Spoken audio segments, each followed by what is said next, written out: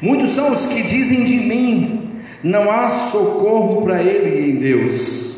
Mas tu, Senhor, és o escudo ao redor de mim, e a minha glória, e aquele que exalta a minha cabeça. Com a minha voz clamo ao Senhor, e ele, no seu santo monte, me responde. Eu me deito e durmo e acordo, pois o Senhor me sustenta. Não tenho medo dos 10 milhares de pessoas que se puseram contra mim e ao meu redor. Levanta-se, Senhor, e salva-me, Deus meu, pois tu, ó Senhor, feres no queixo de todos os meus inimigos, quebras os dentes dos ímpios.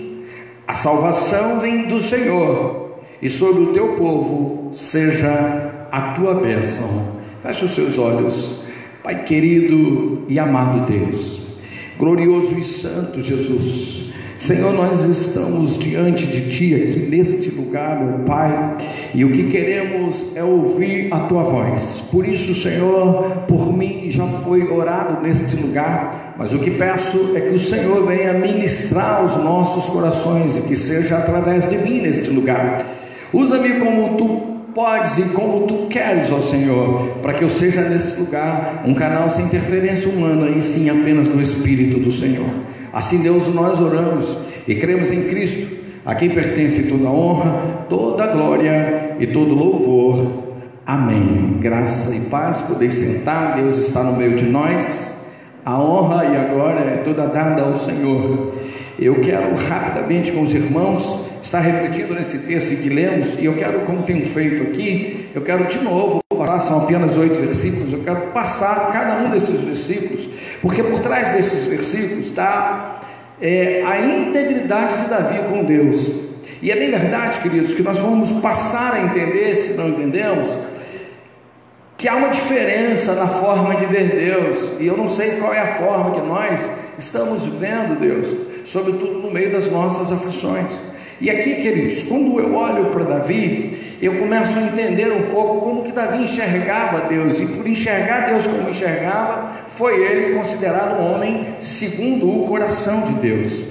E eu queria antes falar que, para a gente poder entender, porque o livro de Salmos, ele é escrito não só por Davi, você vai saber que o livro de Salmo tem alguns autores, tem autores anônimos aqui. Nós temos os filhos de Coré, que também escreveram os Salmos, temos Davi, temos Asaf, o cantor Mor, todas essas pessoas escreveram o Salmo de Davi, e em geral, especialmente os que eram da área da música ou do louvor, como é o caso, por exemplo, de Asaf, dos cantores, eles escreveram cânticos, e alguns dos salmos que lemos são cânticos. Mas no que diz respeito aos textos de Davi, ou os salmos de Davi, todos os salmos que Davi escreveu têm a ver com a sua vida, tem a ver com a sua história. Eu diria que, para simplificar, que o salmo de Davi é quase que um diário de Davi, porque toda vez que Davi se recorre a escrever os salmos, ele escreve por um momento, ou por um acontecimento, ou por algo que está acontecendo, seja algo que ele passou, seja algo que ele está passando, ou algo que ele vai passar. Mas o fato é que sempre Davi está, de algum modo, registrando os seus momentos com Deus.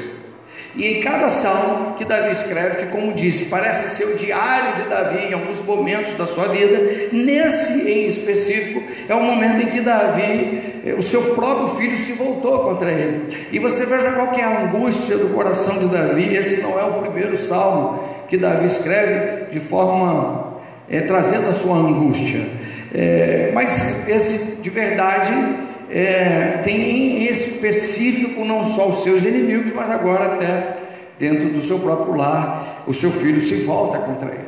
E aí a gente começa a olhar versículo por versículo, e ali Davi, com toda a gratidão e com toda o seu despojo, ele coloca para fora tudo que está demais, e ele verdadeiramente começa a revelar o seu interior.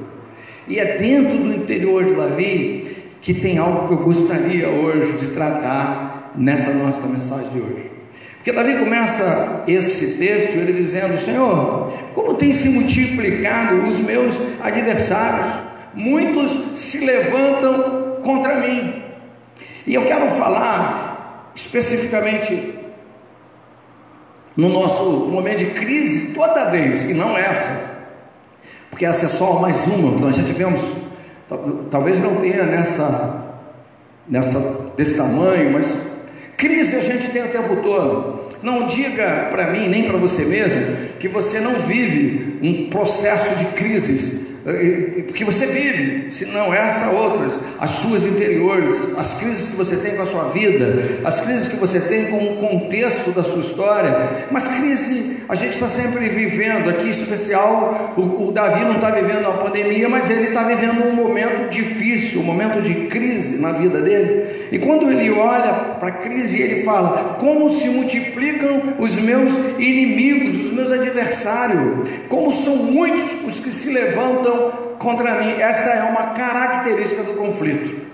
A característica do conflito, ou da crise, se posso dizer, sempre aumentamos o tamanho da crise. E é inconsciente. Você não faz isso porque você quer. É natural isso. Isso me parece que é humano até demais. Então a gente sempre tem um pouco de nossa característica aumentar ou supervalorizar ou dar uma dimensão sempre maior que de fato é. E a gente faz isso tão cegamente que a gente até acredita. Quantas vezes a gente pensou ser o fim do mundo, quando na verdade era só mais um problema que você tinha que resolver. Quantas vezes você olhou para a sua vida e sua história e disse: não tem mais jeito, acabou. E aí você olha e diz: se você olhar com os olhos, digamos, são, você vai ver que é apenas mais um problema a ser enfrentado, provavelmente mais uma batalha a ser vencida, e quem sabe, no seu melhor momento da vida, seja ali o seu momento de honra.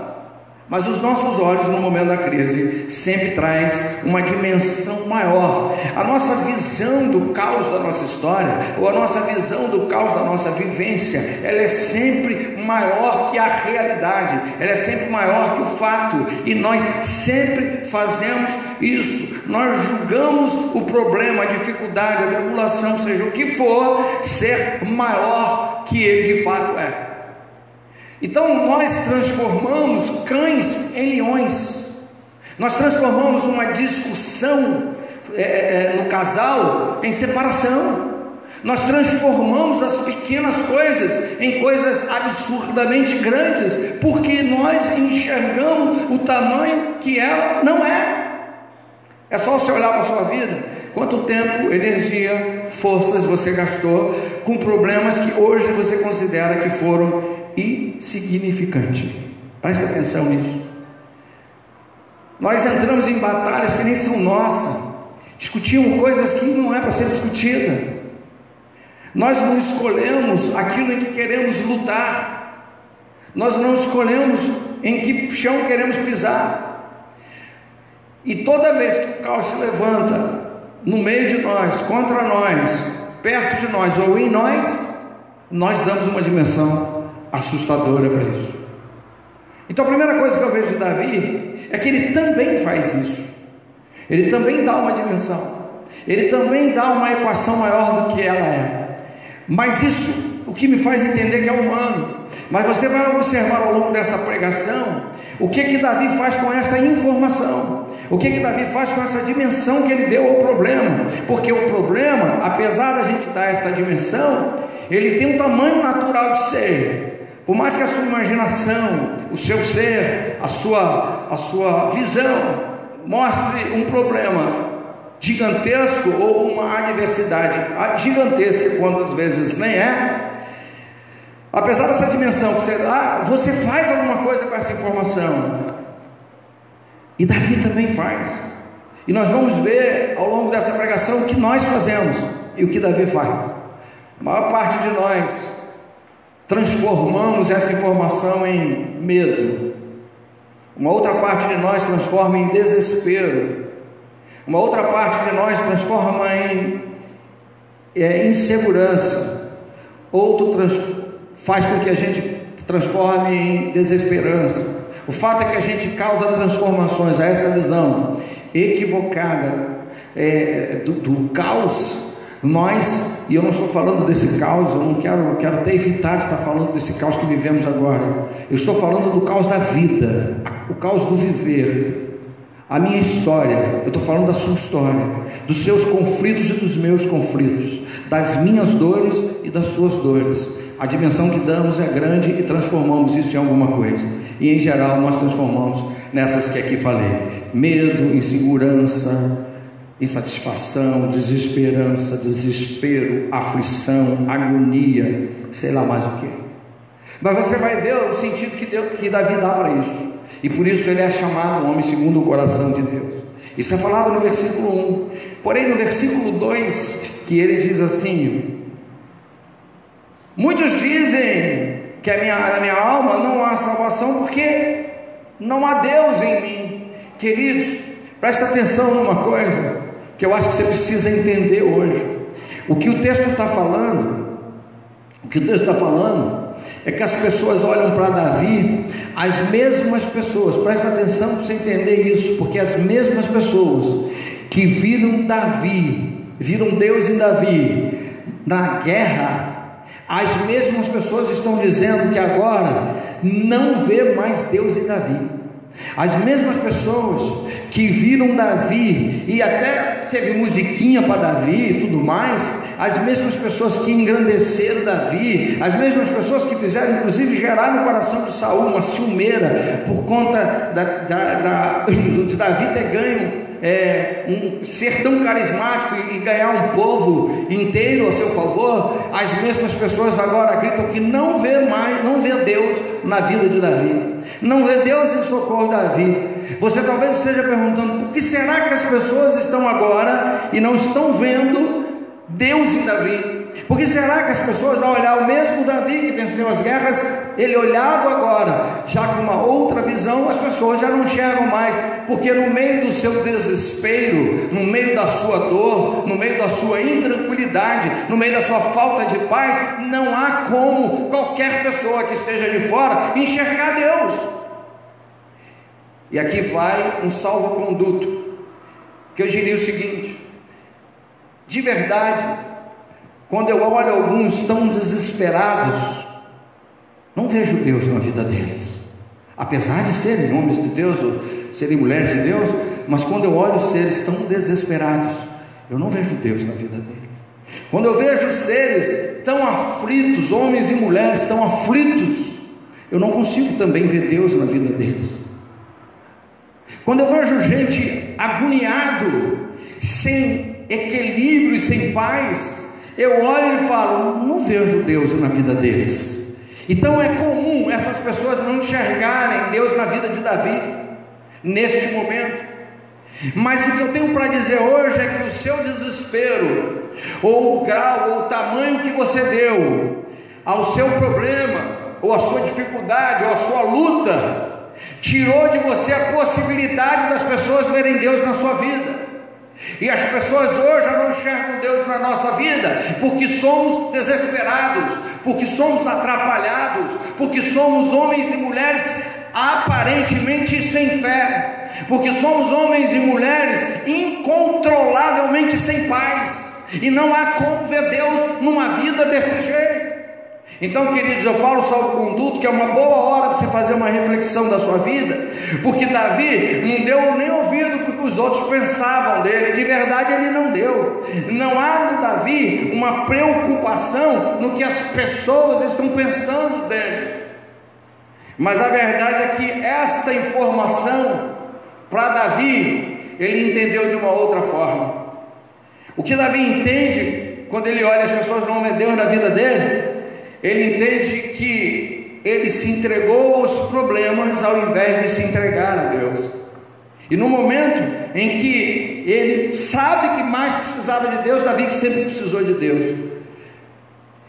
Em nome de Jesus, queridos, eu não quero ser atendido por uma pessoa desesperada. Eu não quero procurar ajuda com uma pessoa que vive em agonia. Eu não quero procurar uma ajuda numa pessoa sem paz. Eu não quero oração de quem não confia em Deus. Eu não quero ouvir de Deus alguém que não sabe falar de um Deus que cuida das minhas coisas com segurança, com confiança. Eu não quero. Então, queridos, talvez seja um bom momento para a gente refletir. Por conta desse tamanho que a gente dá para as coisas, parece que embaça a nossa fé. Falei quando eu dava aula aqui no CPM, eu disse: nós colocamos lixo sobre a nossa alma, e depois a alma está afundada no fundo de uma lixeira, e agora precisa esvaziar a lixeira, para que a alma saia. Quantos de nós, eu não sei se agora aqui, no meio de nós, mas com certeza quem está nos ouvindo, está com a alma abafada.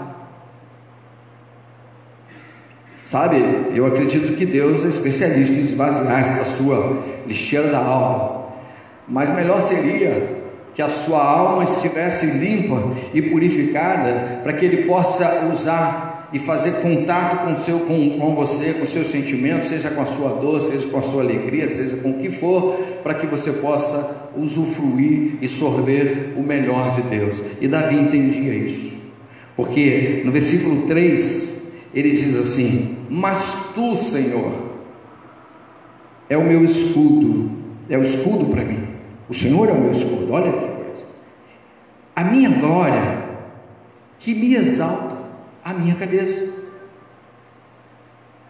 Olha que coisa interessante da parte de Davi. Quando eu leio esse texto, o Davi sabia o seguinte: aconteça o que acontecer, esteja eu no estágio em que tiver da minha história, esteja eu afundados ou não nos meus problemas, esteja eu vivendo ou não um momento de aflição, esteja eu vivendo ou não o meu momento de agonia, Deus reconhece que tudo isso faz parte da minha fraqueza como ser, como humano.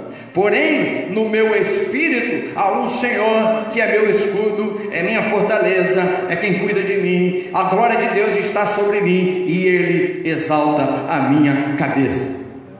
Quando eu olho esse texto de Davi, nesse versículo, especificamente nesse versículo 3, Davi fala 3 coisas que é muito importante para quem pretende, apesar da sua fraqueza, para quem pretende enxergar e ver Deus. A primeira coisa que eu vejo que Davi fala, das 3 que ele fala neste versículo, é: eu tenho um escudo. Para que serve o escudo? Um escudo, ele é muito usado especificamente neste mundo de guerra que viveu esse período, porque ele era conhecidamente o único ou um dos únicos instrumentos de proteção. Então, quando Davi está falando do escudo, ele não está falando de um pedaço de metal posto à sua frente, ele está dizendo de um sistema de proteção, que também temos no dia de hoje. Querendo ou não, queira você acreditar ou não, Deus continua sendo o nosso escudo, Ele continua nos protegendo, Ele continua de algum modo dando-nos proteção. Então, o primeiro contexto que eu vejo desse versículo 3 é: nós temos uma proteção divina. Queridos, seria injusto pensar que fomos colocados neste mundo e largado aqui ao bel prazer de todas as situações sem que alguém nos protegesse. É óbvio que nós temos uma proteção, é óbvio que temos um sistema de proteção. Eu não sei se esse sistema de proteção como é feito, eu não sei se tem forma, eu não sei se é uma substância, mas o que eu sei é que nós somos protegidos. Daí vem os nossos milagres, daí vem os nossos livramentos, daí vem a boa mão do Senhor cuidando das nossas coisas, daí vem o Senhor fazendo o melhor para nós. A segunda coisa que eu vejo ainda no versículo 2, 3, é que ele fala o quê? A sua glória está sobre mim. Eu tenho falado, talvez nesses últimos tempos, mais que os outros, eu tenho falado demais sobre a glória de Deus. Eu não sei se porque devo falar, ou se é porque estamos precisando cada vez mais da glória de Deus. É bem verdade que muitos de nós, sobretudo nós que estamos vivendo o momento da fé, nós nem sabemos de fato o que é a glória de Deus, o que isso significa. Tanto parece que a glória de Deus é mais alguma coisa que Deus deu para nós. A glória de Deus é mais alguma coisa que eu posso utilizar. Mas na verdade, queridos, se vocês olharem a Bíblia, vocês vão ver que Deus, a Bíblia fala que a glória de Deus está sobre toda a terra. E a Bíblia também diz que ela é para todos, disponível para todos. E o que é de verdade a glória de Deus? A glória de Deus é uma espécie de proteção universal sobre toda a terra, em que nós somos protegidos não só das questões naturais. E quando eu sempre falo sobre isso, eu digo que o mar, ele tem um determinado lugar e ali ele para. As coisas que acontecem lá em alto mar não acontecem na beira da praia. Agora está acontecendo, mas por conta talvez da revolta do coração de Deus, ou quem sabe do homem. Mas coisas do ar que nós respiramos, tudo isso é protegido pela glória de Deus. E a glória de Deus nada mais é que o poder de Deus, ou a manifestação do poder de Deus na terra, no meio de nós. É como se fosse uma segunda atmosfera no meio de nós, e ela é disponível. Ela é disponível para mim, para você e para todos nós. E Davi sabia disso. E Davi então pensa: se a glória de Deus, que está nela, está o poder de Deus, está disponível para mim, significa que o poder de Deus está disponível na minha e na sua vida. Façamos acesso a isso. Entendamos isso, para que possamos usar isso pelo um benefício maior, ou para um bem maior. A terceira coisa que ele fala ainda no versículo 3, é que ele diz assim: e o Senhor exalta a minha cabeça. Ou seja, apesar do estado de Davi, ele ainda crê no processo de exaltação. Querido, em nome de Jesus, eu quero que você tire da sua cabeça hoje toda e qualquer possibilidade da sua derrota, porque a sua derrota está longe de Deus. Perto de Deus somos considerados mais do que vencedores. Então pare, a menos que você queira avaliar o que são as suas derrotas. E alguns de vocês dirão: eu estou com pouco dinheiro. Se você se sente derrotado porque está com pouco dinheiro, você me desculpa, mas a sua avaliação de derrota é bem pequena. Bem pequena. Se você está se sentindo derrotado por uma questão emocional, desculpa, mas a sua derrota continua sendo pequena, porque são coisas circunstanciais, e nós temos esse hábito de pegar coisas circunstanciais e transformar nas nossas derrotas. Queridos, coisas circunstanciais é e continuará sendo circunstancial. É assim hoje e poderá não ser amanhã.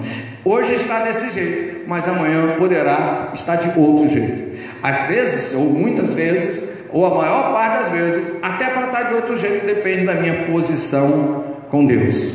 Depende de como eu quero me sentir diante de Deus. E Davi está dizendo: apesar dessa situação, apesar do meu estado, apesar de todos se levantarem contra mim, inclusive o meu filho está nesse momento contra mim, ainda assim eu sei que serei exaltado. E a confiança de Davi era tão grande, por trás desse eu sei de Davi, eu sei que serei exaltado, tem uma confiança tão grande, que quase que me faz pensar que Davi já conhecia o resultado. Aliás, eu em geral digo isso aqui, de verdade nós conhecemos o resultado. O resultado é sempre o melhor de Deus para mim e para a sua vida. É esse o resultado. Pastor, mas não foi como eu queria, mas provavelmente não era para ser como você queria. Talvez tenha que ser como seja melhor para você. A gente tem um falso desejo de julgar que a gente sabe o que é melhor para nós. E aqui estão as nossas escolhas, e por conta das nossas escolhas acabamos sofrendo. Davi não está sofrendo por uma escolha que ele fez, ele foi ungido por rei por Deus. Tudo que aconteceu com ele é só porque ele é rei. Então não foi uma escolha que ele fez, foi uma escolha que Deus fez por ele, e ele simplesmente atendeu a escolha de Deus. E quando nós atendemos a escolha de Deus, não há como esperar um resultado ruim, não há como esperar um resultado negativo, porque se nós estamos esperando um resultado ruim ou negativo, significa que Deus me chamou para algo de ruim. Aí não é exatamente o Deus que eu creio. Davi entendia isso. Então, queridos, começo a entender na cabeça de Davi que Davi, apesar da sua dor, apesar da sua fraqueza, apesar da sua aflição, agonia e tanto mais, ele não se permitia ser abatido por aquilo. Por que ele não se permitia ser abatido? Porque ele sabia que o Deus a quem ele serve é maior que todas as coisas e pode mudar todas as coisas. Sabe o que Paulo fala em Colossenses? Que tudo vem do Senhor e tudo pertence ao Senhor, e em o Senhor todas as coisas se dão. É isso que Davi já entendia antes de Paulo escrever em Colossenses. Davi já entendia, e a gente também entende isso. A gente provavelmente não aceita, mas a gente também entende isso. Mas sabe, se pudesse dar um conselho a você, eu diria para você: aproveite e comece a acreditar nessas coisas, e comece a fazer a sua vida funcionar a partir destas coisas. E aí, quando você olhar o problema, a luta, a situação, ou quem sabe todos os problemas que você vive, seus conflitos, você pode dizer: eu conheço o meu conflito, sei que me traz dor, me traz sofrimento, me traz fraqueza, seja lá o que for, porém eu sei que o meu Senhor vive e reina para todo sempre. E eu sei que Deus, entrando nessa situação, obviamente essa situação terá um fim em Deus, e Deus dará o melhor resultado para ela. E aí você vai transformar o seu medo em confiança, você vai transformar a sua insegurança em confiança, você vai transformar o seu desespero em paz, você vai começar a rever os conceitos que antes para você detonava o seu interior, e a partir de então vai passar a dar a você um outro sentido para as coisas. Eu estou estudando atualmente o livro do Eclesiastes, pretendo preparar mensagens seguidas aqui do livro do Eclesiastes, e essa semana, lendo o livro do Eclesiastes, eu vi um homem assim como Davi, num conflito, e nós estamos falando de um homem sábio, segundo o que conhecemos, depois de Cristo, é o homem mais sábio que já existiu. E se não bastasse, ele também é rico, muito rico. E ele teve o que quis, e foi muito mais rico que Davi, por exemplo, seu pai. E, no entanto, não deixou de viver os conflitos, não deixou de viver as fraquezas, não deixou de viver as suas dúvidas. Nós somos assim, sabe? A nossa maior dificuldade é aceitar que somos assim. E a gente quer enfrentar tudo, a gente quer sair derrubando tudo, a gente quer sair resolvendo tudo, porque nós não aceitamos essa nossa parte, porque é curioso que Davi entendeu isso, essa nossa parte de flagelo, e é exatamente essa parte de flagelo que é a parte que Deus mais atua, e a gente quase não vê, porque a gente não aceita isso. Então comece a aceitar essa parte de você e diga: mas eu creio num Deus que me fortalece. A Bíblia fala um texto assim: é na sua fraqueza que Deus se fortalece. E a gente lê e não entende.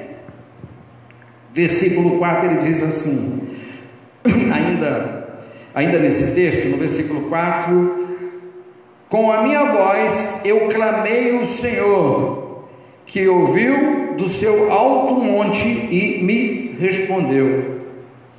É tão interessante isso da parte de Davi, porque presta atenção,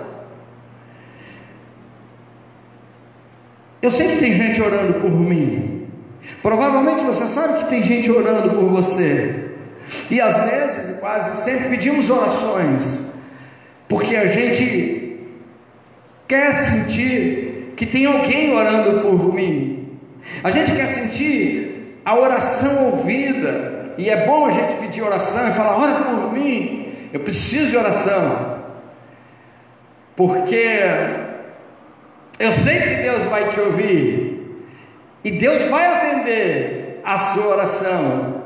E eu acho lindo, as pessoas, parece uma forma humilde de ser e dizer: eu quero muito que a sua oração venha de encontro a Deus, seja o meu intercessor. E isso parece que alegra o nosso coração.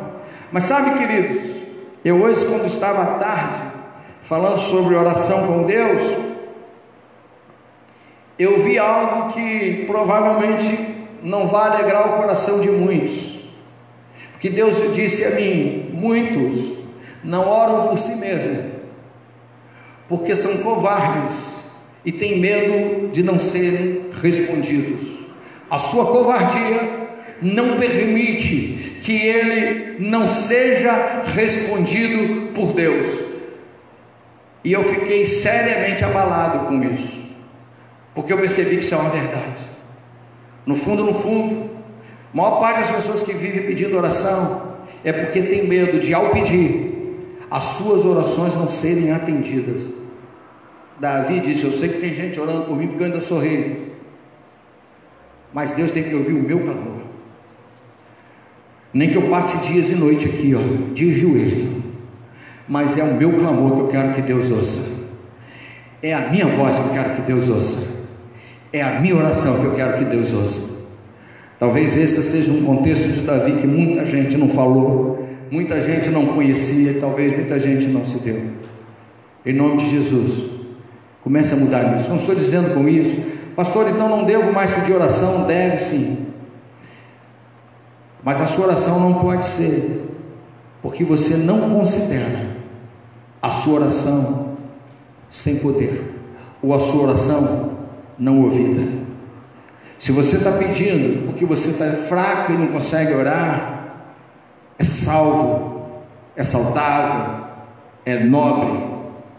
Se você está pedindo porque suas forças se esvaíram de forma tal que você já não considera ter força suficiente para orar, ou se você julga que a sua fraqueza é tão grande que você, se for isso, é nobre. Mas se a sua oração é resultado de quem não acredita na sua própria oração, vocês desculpem o termo que eu usei aqui, que provavelmente é um termo que eu nem pretendo usar mais, mas repense isso, porque provavelmente Deus está querendo responder a sua oração. Provavelmente Deus está querendo ouvir de você. Provavelmente, e às vezes a gente não entende, porque Deus tem os seus modos de fazer, tem as suas maneiras. Eu jamais vou criticar, já vou questionar, porque eu desconheço as maneiras e formas de Deus. Como Deus, Ele não é preso a formas e sempre a essência, então o que importa é a essência. Porém, eu já vi Deus perguntar a cego o que Ele quer. Eu já vi Deus perguntar a aleijado o que Ele quer. Deus sabe o que essas pessoas querem. Deus sabe, por exemplo, Jesus sabe que diante do tribunal, Ele sabe o que aqueles homens querem que Ele fale. Ele sabe todas essas coisas. Ele sabia que havia um traidor, tanto que Ele denunciou o traidor antes da traição. Ele sabe dessas coisas. Mas Ele espera de você. Ele espera de você. Ele espera a atitude sua, e é a partir da sua atitude. E assim como Davi, eu clamo ao Senhor, e eu estou parafraseando Davi, e Deus ouve do alto do seu monte a minha oração e me responde. Querido, em nome de Jesus, você tem que poder bater no peito e dizer: Senhor, eu sei que o Senhor ouve as minhas orações, e do alto do seu monte o Senhor responde às minhas orações. E a partir daí, a sua oração tem que ter esta certeza o tempo todo: Deus, eu sei que o Senhor ouve a minha oração, e do alto do seu monte o Senhor responde a minha oração. Não há dúvida em Davi nisso. Davi não questiona isso. E olha que Davi não viu metade dos milagres que nós já vimos, metade das ações de Deus que nós já vimos, mas ainda assim ele reconhecia isso. Então, queridos, A partir daí, eu acho que você tem que começar a mudar a sua postura com Deus. A partir daí, eu acho que é uma hora da gente começar a mudar a nossa postura com Deus. A nossa postura com Deus, ela não está só recheada em total certeza, ela tem que estar recheada em total quebrantamento. A gente tem que entender que Deus, apesar de ter rasgado o véu, porque a gente causou esse grande problema, depois que a gente passou a ter essa intimidade com Deus, depois que o véu se rasgou, me parece que antes ainda, quando tinha o Santo dos Santos, me parece que as pessoas tinham um pouco mais de reverência a Deus ao chegar ao Senhor, e aí, com essa coisa do véu se rasgou e a gente teve acesso livre a Deus, parece que a gente perdeu um pouco de reverência, e quando a gente perde a reverência, a gente perde também a referência de quem Deus é. Davi tinha essa referência de quem é Deus. Davi não está no templo orando, ele está na sua casa orando, mas ele sabe que lá no templo, ou na sua casa, Deus vai sair do alto do monte, ou lá do alto do monte, que é como ele fala, ele vai responder a minha oração. Então, queridos, já no versículo 5, entende que no versículo 4 parece que a gente começa a ter uma conotação que a nossa relação com Deus é uma relação, na pior das hipóteses, estranha, é uma relação muito mais eu do que ele, e a gente aqui muda essa relação. E aí já no versículo 5, que ele diz assim: eu me deitei e dormi, acordei porque o Senhor me sustentou. Querido, presta atenção numa coisa, que isso é assustador. No meio da crise, no meio do problema, no meio da dificuldade, quando ele começa a dizer que os inimigos se aumentaram, a situação está difícil, meu filho agora está contra mim e tudo mais, esse mesmo homem diz: eu deito, eu durmo, acordo bem, porque o Senhor me sustenta. Quando eu li esse texto hoje, eu falei: como pode um homem, no meio da sua tempestade, ou no meio do seu caos, dormir? E dormir, pelo que fala o texto, um sono agradável, um sono reparador. E aí eu olho para nós, e eu não sei o que vou dizer, porque a gente perde sono até porque temos uma conta atrasada para pagar. A gente perde sono por qualquer coisa, sabe? Talvez você não perceba o tamanho, o grau de desespero que a gente perde sono por tudo. Se tem um dia ruim, perde sono. Se tem uma discussão, perde sono. Se está devendo uma conta, perde sono. Se o dinheiro está curto, perde sono. E a gente vive perdendo o sono o tempo todo. Sabe o que eu vejo? Que esse tipo de coisa é uma patologia que vai tirando o nosso sono. E vai gerando, não só pelo fato do sono, e aí depois vocês, por favor, leiam para saber um pouco o que faz, qual é a vantagem de ter um sono, um bom sono, ou um sono reparador, porque em geral, o sono, ele traz tanta coisa boa. E primeiro que ele traz a energia, ele recupera toda a energia gasta. Segundo, é que ele revê todos os danos que você fez durante o dia, e não pode ter certeza, você fez durante o dia muitos danos ao seu organismo, e ele vai rever isso durante o sono, né? Depois, se tiverem oportunidade, leiam sobre isso. Só que quando a gente não tem um sono bom, a gente cria uma série de patologias que até viram doenças, que tem que tomar remédio e tudo mais. Sabe o que eu percebo? Eu olhei para o barco de Jesus no meio da tempestade, e o barco provavelmente mexia muito, a tempestade provavelmente era muito, porque nós estamos falando de gente, pescadores, que estavam apavorados, e a Bíblia diz que Jesus dormia, e quando Jesus acorda, a primeira frase que Jesus fala para aqueles homens, fala: homens de pequena fé. Eu não estou afirmando, mas me parece que nós perdemos o sono por falta de confiança nos resultados. Me parece que a gente perde a confiança porque estamos intranquilos.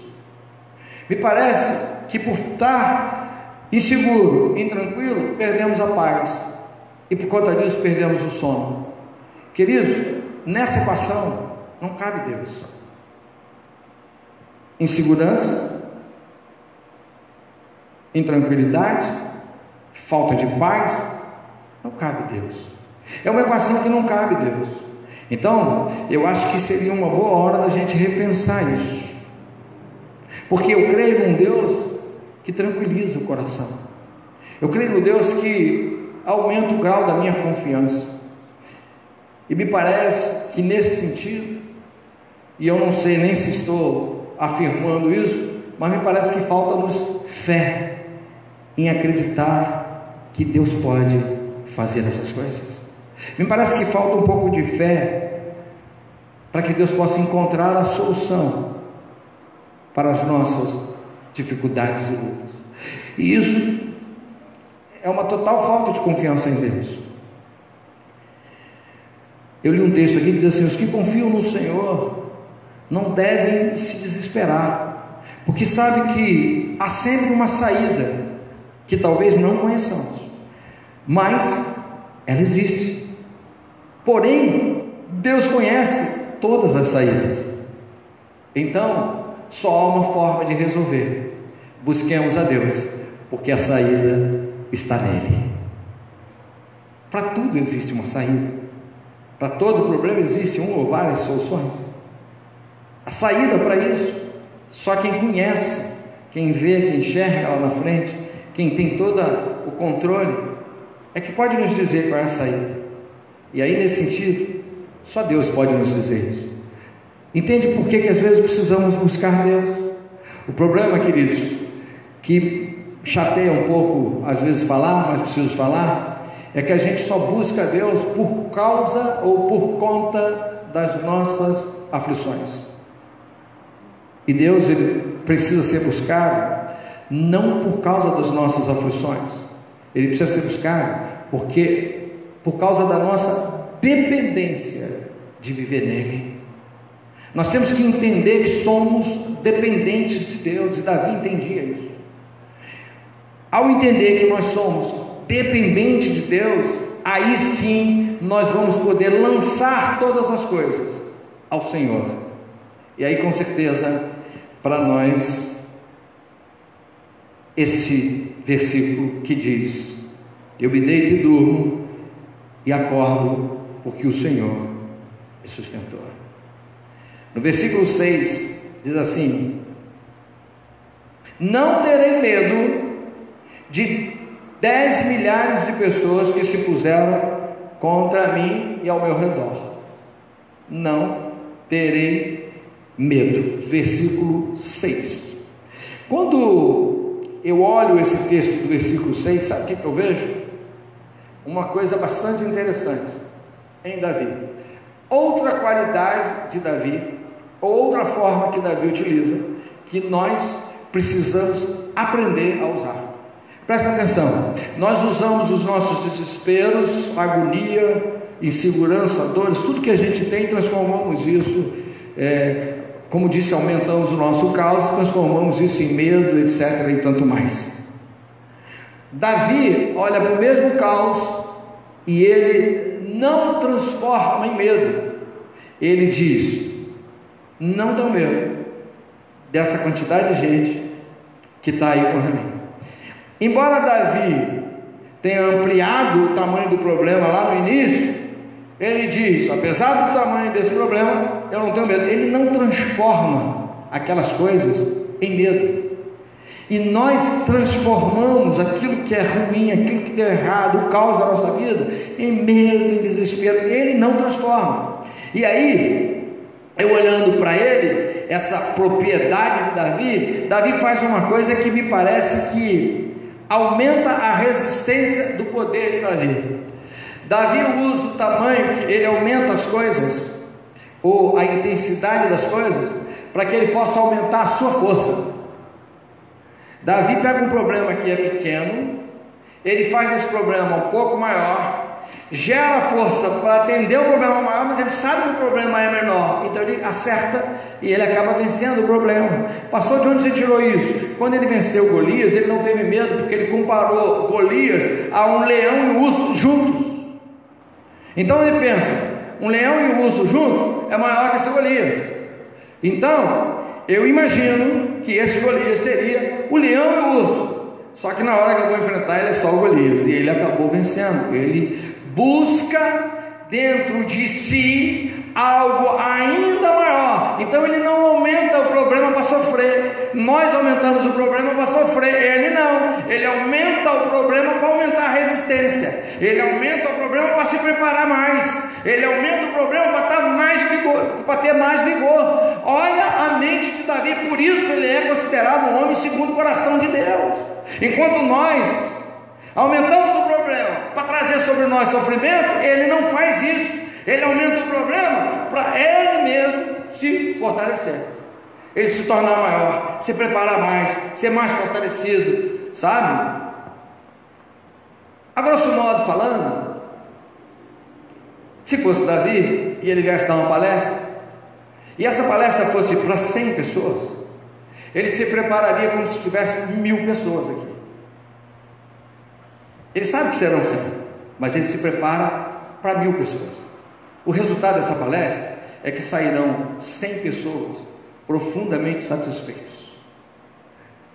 Se no exército tem 1000 soldados contra ele, ele imagina 10.000 soldados e se prepara para 10.000. Ele vai pegar os 10.000 e vai acabar com os 10.000. Davi usa o problema, a dificuldade, a luta, a tribulação a seu favor. Ele não interpreta essas coisas como é o inimigo que quer derrotar. Não, é o inimigo que vai me engrandecer. É outra coisa. Davi, quando ele vai lutar com Golias, ele não está preocupado exatamente em derrubar o gigante, porque ele não pergunta. Sabe o que ele pergunta? Pode olhar o texto lá. O que eu vou ganhar depois que esse gigante cair? Porque ele vai cair. O que eu vou ganhar depois disso? Eu vou me preparar para uma coisa grande, mas eu quero receber uma coisa grande. Aí alguém falou lá para ele tudo que ele ia ganhar, ele falou: opa, já estou feliz com isso. E foi assim que ele fez. Isso para mim é uma lição assustadora. Pegue seus problemas, suas lutas, suas dificuldades, suas tribulações e transforme isso no seu maior desafio, para que você se torne maior que ele, para que você vá além e você depois possa dizer: eu venci o maior desafio da minha vida. E curiosamente, as pessoas que tiveram recordes em sua vida, eles são exatamente assim. Eles sempre pensam, eles planejam ir além e muito além do que eles são capazes, mas sabe que mesmo não indo além, ele vai ser maior ou melhor que seu último oponente. E por isso ele se prepara. Aprenda a partir de hoje a fazer isso com a sua vida. Primeiro, não considere o seu caos o seu momento de destruição. Considere o seu caos o momento de você ser honrado, honrada, exaltado, exaltada. 2. Considere o seu caos uma experiência para fazer você mais forte do que você era antes deles. Eu nem ia falar de pandemia, não tenha dúvida. A maior parte das pessoas sairão mais fortes de tudo que está vendo agora, da forma como entraram. E é isso que você precisa ver. Pegue o caos da sua história, o caos da sua vida e tudo isso, e use isso a seu favor, e mostre para você mesmo, obviamente debaixo da orientação de Deus, de tudo que pregamos aqui, mas faça isso com a sua vida, que você vai ver a sua história mudada, com certeza, para a glória de Deus. Isso vai fazer com que a gente alcance uma dignidade com Deus, sabe? É só olhar a Bíblia. Todos os homens dignos ou considerados dignos da Bíblia. Todas as mulheres dignas ou consideradas dignas na Bíblia. Todas elas olharam para seu caos, para os seus problemas, para a sua luta e reverteram a sua história. Se vocês tiverem oportunidade, um livro que é bom para ensinar isso é o livro de Ruth. E vocês vão ver o que é a reversão de uma história quando nós acreditamos na possibilidade de reversão. E aqui, queridos, já estou terminando. Levanta, Senhor, e salva-me, pois feriste todos os meus inimigos e queixo e quebraste os dentes de todos os ímpios. E aí aqui nós, já nesse versículo 7, ele reconhece que na verdade esta batalha não é nossa. Depois foi dito que a batalha não é nossa, mas até então ele não entendia. E aí ele percebe que esta batalha não é nossa. E ele diz que tudo vem do Senhor. É como se ele dissesse: Senhor, apesar de eu estar à frente dessa batalha, eu sou só um instrumento nela, porque a batalha é sua e o Senhor que vai vencer. É mais ou menos o que era Sansão, que sabia que o seu poder vinha de Deus. E Davi sabe que o poder, ou todas as coisas, até as suas vitórias, que foram tantas, de todas que ganhou, foi o que mais ganhou guerras para Israel, e ele reconhece que é Deus, sabe? E quando ele faz isso, ele me dá traz algo ao meu coração, que mostra que o quanto nós temos que nos esvaziar de nós mesmos, para permitir o agir de Deus.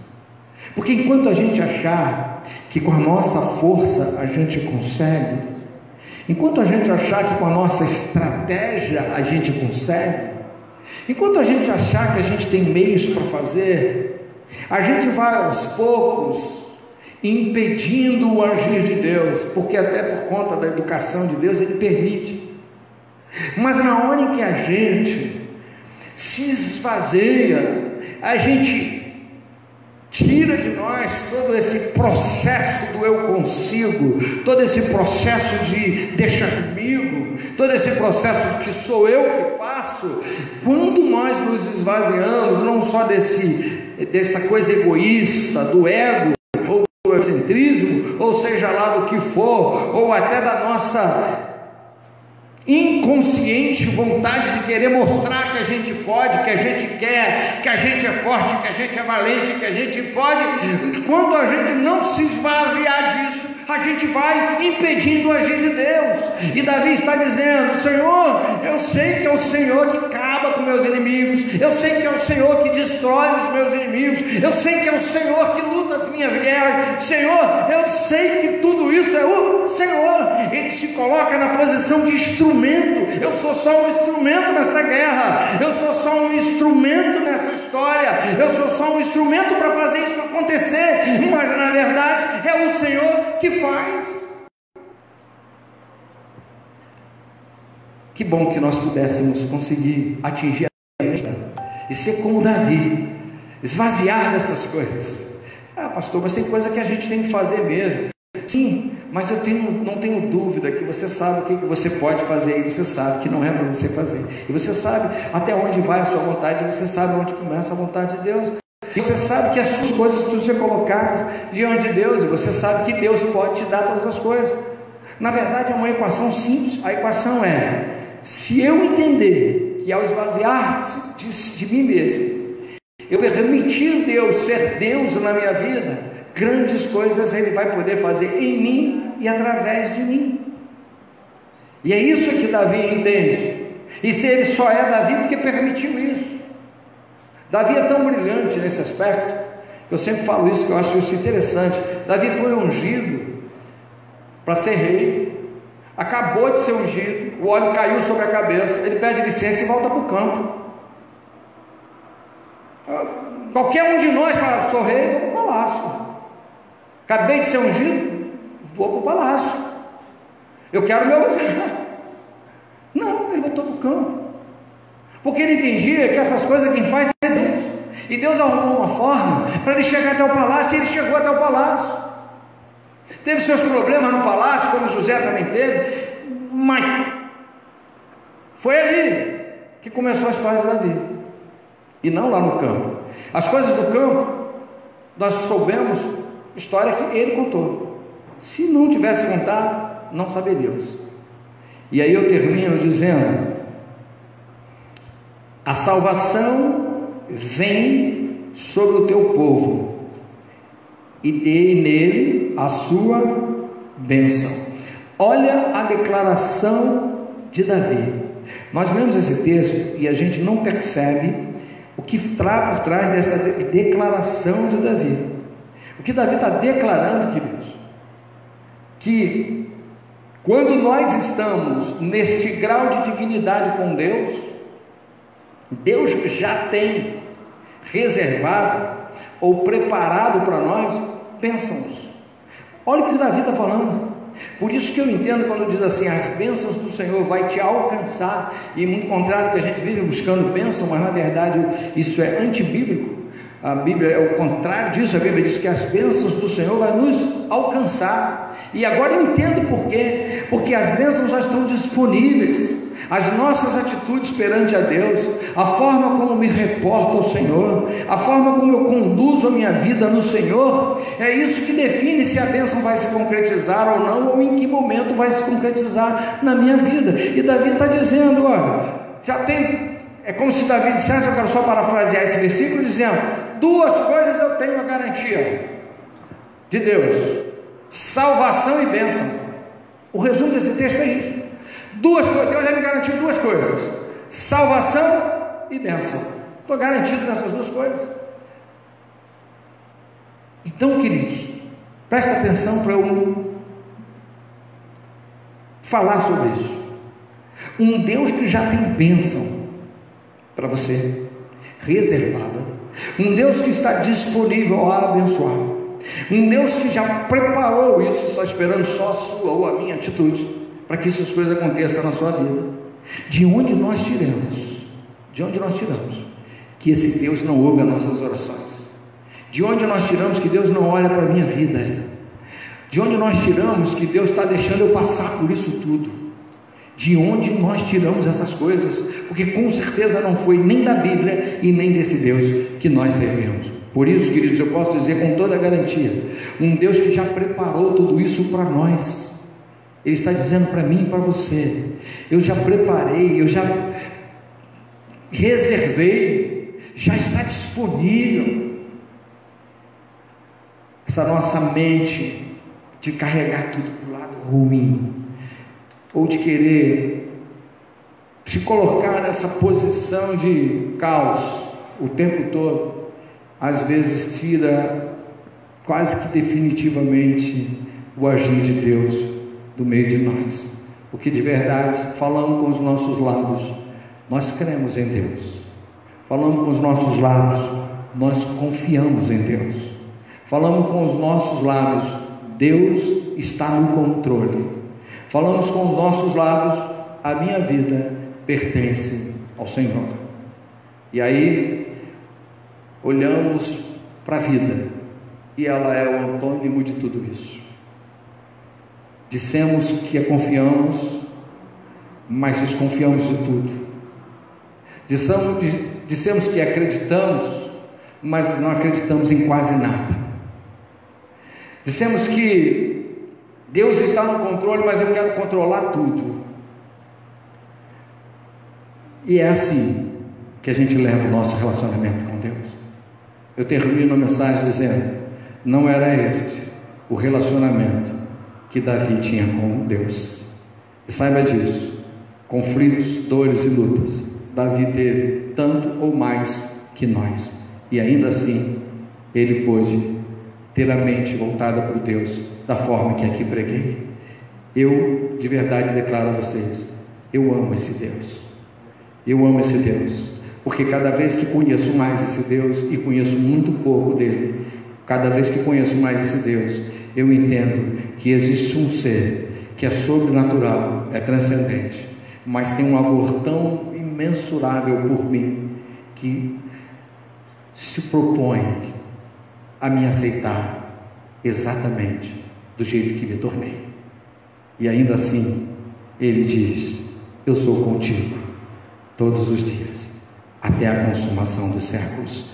Vamos ficar de pé na presença desse Deus que tanto nos ama, que tanto nos quer bem. E ele, Davi, reconhece a essência de Deus a partir daí, e sabe que na essência de Deus, Ele é um Deus abençoador. E aqui está Davi falando de Deus para nós através desta mensagem. Eu quero que você leve isso para casa hoje, e que hoje você reflita sobre esta mensagem, e que ela possa mudar a sua forma de ver Deus, a sua forma de se comportar diante de Deus, a sua forma de entender Deus, e que isso aumente a sua confiança em Deus, que isso aumente a sua paz em Deus, que isso aumente a sua segurança em Deus, e saia daqui com a certeza de que Deus ainda está no meio de nós, e estará todos os dias, até que se concretize essa história como um fato inteiro. Então, em nome de Jesus, entenda isso. Eu quero que você feche os seus olhos, eu quero orar e ministrar pela sua vida, para que você possa então receber algo de Deus, aí mesmo onde você está. Feche os seus olhos. Pai querido e amado Deus, o Senhor, ó Deus, que cuidou de tantos antes de nós, o Senhor, ó Deus, que cuidou e perseverou nos cuidados com Davi, e ele entendeu isso, trouxe hoje ao nosso coração esta mensagem, que é puramente uma mensagem de cuidados, Pai. Que nós possamos, ó Deus, ter esta mente voltada, Deus, para Ti, em todos os sentidos, Deus. Senhor, sabemos do nosso caos, e não cabe a nós pedir ao Senhor que nos livre do nosso caos, a menos que nós não entendamos para que serve. Então, nesse sentido, eu te peço, Senhor, ajuda-nos, Senhor, a entender essas coisas. Ajuda-nos, Senhor, a desvendar, ó Deus, as coisas que estão perto de nós. Ajuda-nos a desvendar as coisas que estão longe de nós. Ajude-nos, Deus, a desvendar os mistérios que estão em Ti, meu Deus. Mas faça de nós, Senhor, pessoas que possam confiar integralmente no Senhor. Faça de nós pessoas que podem acreditar seguramente no Senhor. Faça de nós pessoas que tenham esperança no Senhor, ó Pai. Que o conjunto de todas essas coisas traga paz ao nosso coração, e possamos viver uma vida no Senhor, Pai. Deus, em especial, atende a vida de cada um que está no meio de nós aqui, ou aqueles que estão nos assistindo, Deus. E Senhor, nós sabemos que tem sim muitos problemas, fraquezas, desilusões, tristezas, quedas, destruição, mas ainda assim, Deus, nós confiamos no Senhor, meu Deus, porque Deus, lá no livro de Abacuque, capítulo 3, diz que ainda que a árvore floresça, ainda que não haja pasto, gado, ainda que essas coisas aconteçam, eu me gloriarei no Senhor, porque o Senhor é o Deus da nossa vida, Deus. Então, cuida de nós, ó Deus, e ó Senhor, entenda-nos, Senhor, nós fazemos isso por causa das nossas próprias fraquezas, mas a partir de hoje, nós queremos ser fortes em Ti, Deus, nós queremos ser atendidos às nossas orações, nós queremos ver a Tua face, Senhor, nós queremos sentir a Tua vontade, nós queremos perceber a Tua vontade, nós queremos viver a Tua vontade, Deus. Assim, Senhor, seja conosco, Pai. Assim, Senhor, nós oramos, porque assim cremos em Cristo, a quem pertence toda a honra, toda a glória e todo o louvor. Amém. Uma salva de palmas para o Senhor, que hoje a gente não bateu palma, né? Pastor Wellington.